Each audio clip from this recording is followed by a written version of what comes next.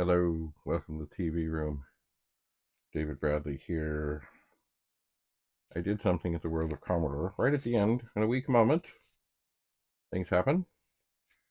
Joey Palumbo had these two 1571s on his table. There had been three, so I guess he sold one. And I asked him, well, how much for the three? But anyway, there weren't three, there were two. But I literally was in my car, getting ready to go when he appeared and made me an offer I could not refuse. Now, do I know anything about them? No. Let's just turn this on. That sounds encouraging. It spins. The lights come on. There's no error codes. But does it work? Who knows? It certainly is some yellowed. Let us go to the other one, make sure the power switch is off. Turn it on. That sounded a little abrupt. Oh, there's a disc. Paper clip. Music composer. There's a disc.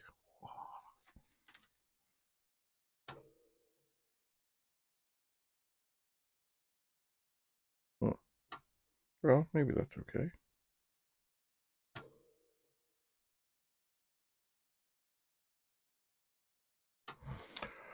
We'll see. The thing is, you see, I do feel bad in that last year, the fellow was looking to get some drives fixed, and I said, yeah, sure, I can do that. Anyway, it turned into a whole thing, and then, anyway, the long and the short of it is, they're not fixed yet. And it all got screwed up when I popped a trace while desoldering. Because with these drives, as with some of the other drives, many of the other drives, if the drive just turns on and spins, there's so many, like on the list of what it could be, there's so many, and it's so much. And anyway, when I popped a trace, I was like, and that kind of put me out of sorts. Also, the fact that, you're spending a whole lot of time on something, and the person you're doing this for is going out of their way to tell you that money will probably be an issue. So, you run into these things, and things happen, and life happens, and doesn't get done.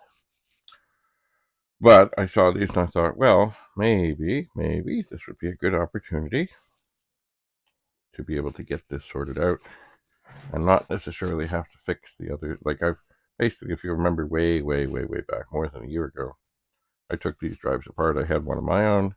The drive mechanisms were all good. The power supplies were all good. It was something on the boards.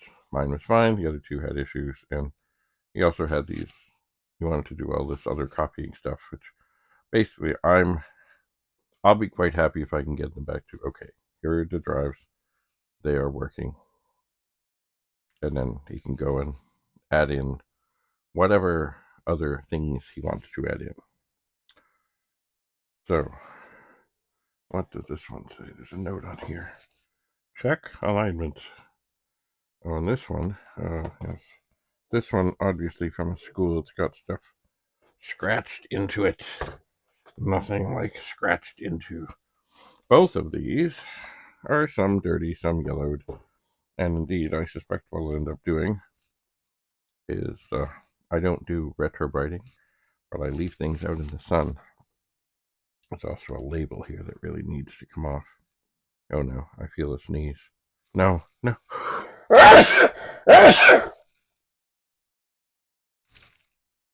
Sorry about that. Anyway, while at the World of Commodore, I also did find this fine t-shirt. Which, it's funny, as soon as I went up and I said, he won't have my size. He says, oh, what size? And I told him, he said, oh yeah, I got some of them. So, they had two, I bought two. Thinking back to my good friend who is no longer with us, who would always tell people, if you've got my size, I'll buy it. Anyway, so more exploration is necessary. I'm suspecting what we have here are drive things. And by the way, disk drives and I, when it comes to alignment, well, we don't get along well. We just don't. I like to clean heads and issue commands, and et cetera, et cetera, et cetera. But what I'm really hoping for is I got good power supplies, good boards, and if the drive mechanisms are toast, then I can gather the rest of the things, get in touch with this fellow, and say, we're done. Done, done, done, done, done. Done, done, done. Anyway, as I say, I try not to get things, but this was for a specific reason to get this resolved. What I'm really hoping, of course, is that I end up with, well, parts are good. At one point, I do want to finish desoldering everything from one board on a 1571, have everything in sockets, and be ready to, sort things, figure things, test things. If you look, as I say, if you look at the thing and it says, drive comes on and spins, light stays on. I think there's 8 or 9 possibilities. That's a lot of desoldering. It just is. Of course, maybe if I get all the boards working, then I will have drives that work. But it's funny, I find that the whole unit can often go, if you're selling things, for less than parts. Of course, auto places have known this forever. They'll pay you $50 for your dead car, and then they'll drain the fluids, probably sell them. Of course, in the old days, garages, no longer allowed, garages would take the dirty oil from cars and burn them in furnaces to keep their shops warm, but I don't think that's allowed anymore. But anyway, they might sell the mirror off of your dead car for more than what they bought the car from you for. So yes, there's money in parts. Even going down to the chip level. If somebody in outer Mongolia needs one chip from here, it certainly costs a lot less to ship one chip, very carefully packaged, very carefully wrapped up, to somewhere exotic, rather than, we'll get the whole drive and then it'll cost a whole bunch and shipping will be incredible, and is it incredibly bad? So yes, parts are good. Mind you, there are times when people think they need a certain part and they don't. For example, I may have told this at the World of Commodore, there's a fellow who really thought he needed a VIC chip, VIC 2 chip for a 64, and I did some testing here and there, and I thought, I don't think so. I really don't think so.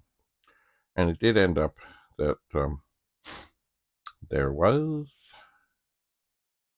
a socket problem in another chip inside the video enclosure, where I think what had happened was the pins got bent, and then they really weren't making, if you pushed on them, things would happen. But anyway, so that is the danger when somebody turns on 64, it doesn't come up to say, I need a video chip. Well, there's a whole lot more reasons why you could possibly, or what you could possibly need. So you got to dig into it. That's why, of course, we need things like the test equipment from Retro Rewind. And there's a new one, which I have not tested yet, but I need to. That where did I have it here somewhere. Anyway, supposedly, instead of giving you a flash code about RAM chips, it'll tell you what RAM chips are bad, which is more helpful. Because a flash code will say, look, you need to do this. Then you do it, and then you put it back in, you get another flash code. So it's like, here we go again. But this, from the sounds of it, is quite wonderful in that if you got one bad RAM chip, it'll tell you. If you got 8, it'll tell you right off. So you know where you're at, and you can decide, well, is it worth going in, or is it worth saying, I'm going to take this board and use the rest of the chips for parts. Parts. Like here, actually there was a guy at the show. I'm going to try and do this carefully. Maybe it'll come off. Maybe I'm doing something foolish, which has been known to happen. There was a guy. There should be a screwdriver here that would be helpful. That's a screw. There's a guy at the show who was asking about things and what he needed. Oh yeah. Oh yeah. Gently, gently. There we go. Oh yeah. Come on, come on, come on, come on, come on, come on. Don't break. Don't break. Come on out. You can do it. I think it just comes out. Okay. Come on. This may be foolish. This may be. Oh dear. That may have been foolish. Oh dear. Well, yeah. I thought this would come out. Oh dear. I thought just the plastic thing would come off. Oh dear. What have I done? That maybe was not smart. Oh dear. What have I done? Well, anyway. Things can be 3D printed. Oh. Well, I'm suspecting the drive mechanism is probably not good anyway.